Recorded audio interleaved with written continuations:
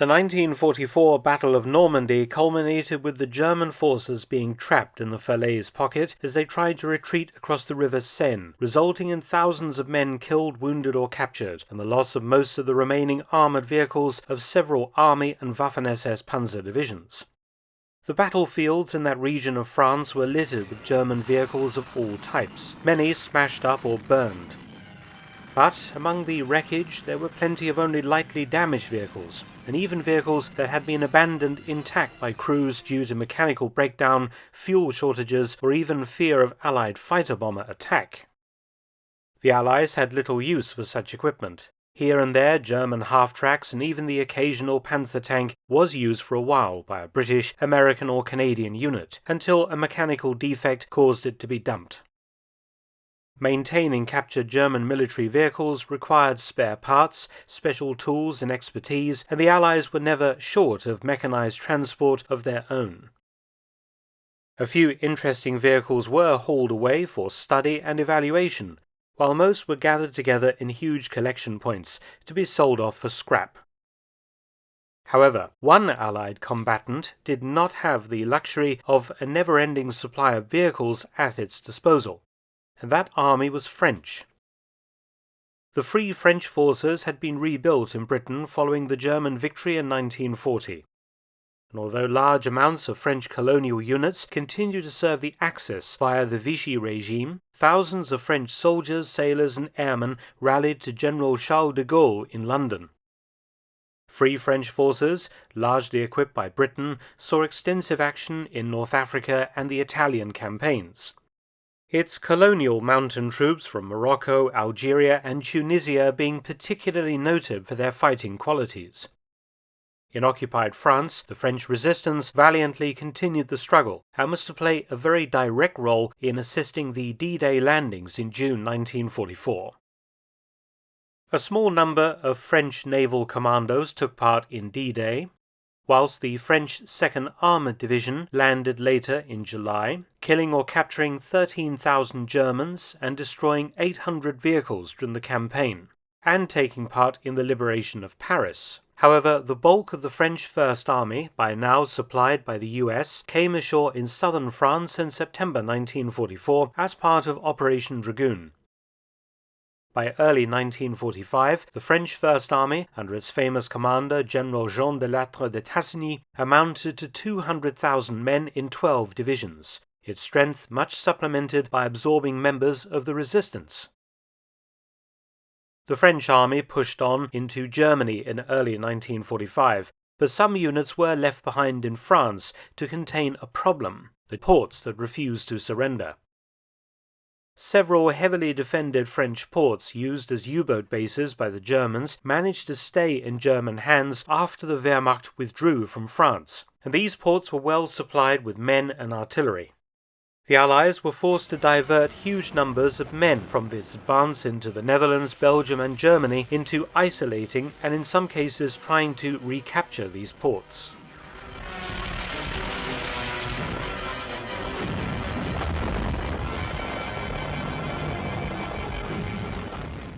The port of Saint-Nazaire was one such place.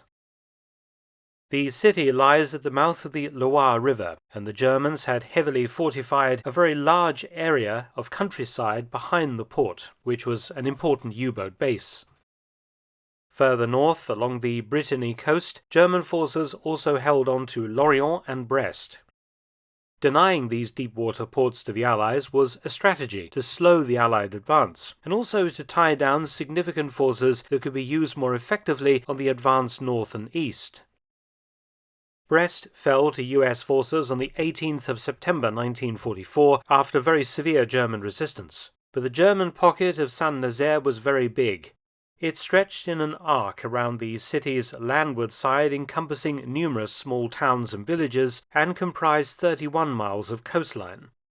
The German garrison comprised 28,000 Army, Air Force and Naval troops, and around 700 artillery pieces of various calibers.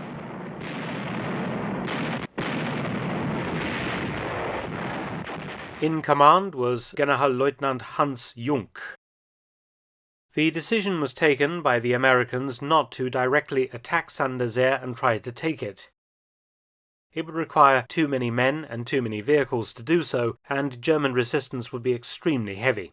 Instead, it was decided to isolate it. Due to manpower pressures, the Americans could not spare too many units to isolate the city, and turned instead for assistance to the French.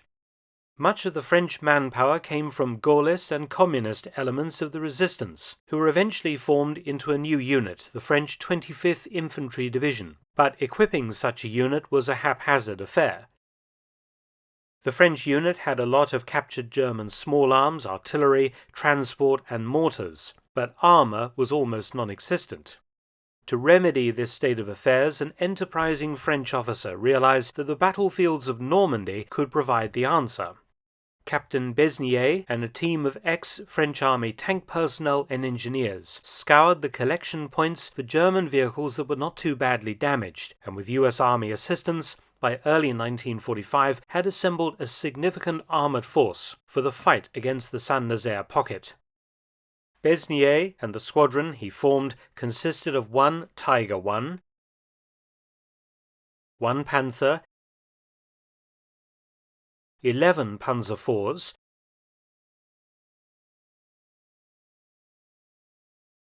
3 or 4 Stug 3 assault guns, and at least 1 Marder I.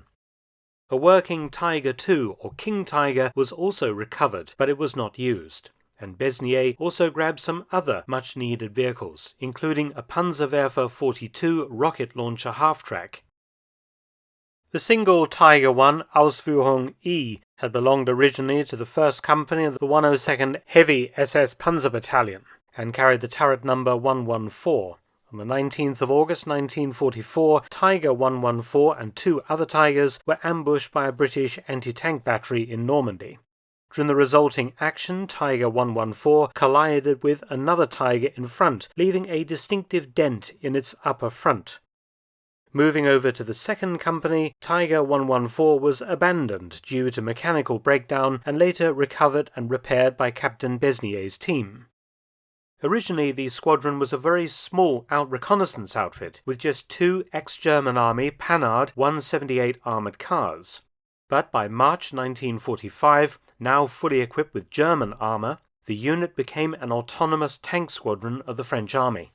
The German tanks were repainted into Allied green and also given Allied-style markings, the crews wearing a mixture of British and American uniforms. Ironically, the German garrison at Saint-Nazaire possessed much artillery but no actual armour, and found itself fighting during patrol actions against tanks of its own country around the perimeter. The German garrison launched several extremely violent assaults out of the perimeter during the siege, and US and French forces faced serious fighting.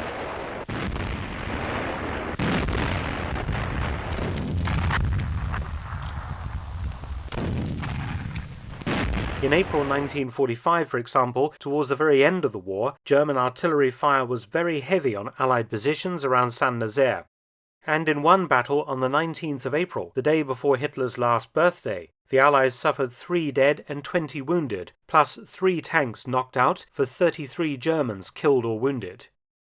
Overall losses for the Allies in containing the port were 500 killed and wounded, mostly French. The German garrison held out until the end of the war, eventually surrendering only on the 11th of May 1945, 3 days after the war in Europe had actually ended. The French army used many Panther tanks during its operations in Germany and in the post-war period. Please check out my video about these tanks in French service in the end screen. On the 20th of June 1945, the Besnier squadron of captured German vehicles was incorporated into the 6th Cuirassier Regiment of the French Army and sent to Germany to undertake occupation duties, which must have been quite a sight. Stationed initially at Baumholder, from October 1945 they were stationed at Marbach, 50 kilometers east of Trier. In March 1946 the unit was disbanded and all the vehicles were sent to a supply unit. Eventually most of them were of course scrapped. However, the Tiger survived. It was placed in storage for 30 years, and in 1977 it was sent to the new Armoured Museum at Saumur, where it is still today, however now sporting a German colour scheme, one of the few remaining Tiger ones to survive from World War II. Thanks for watching, please subscribe and share, and also visit my audiobook channel, War Stories with Mark Felton. You can also help to support both of my channels at PayPal and Patreon, details in the description box below.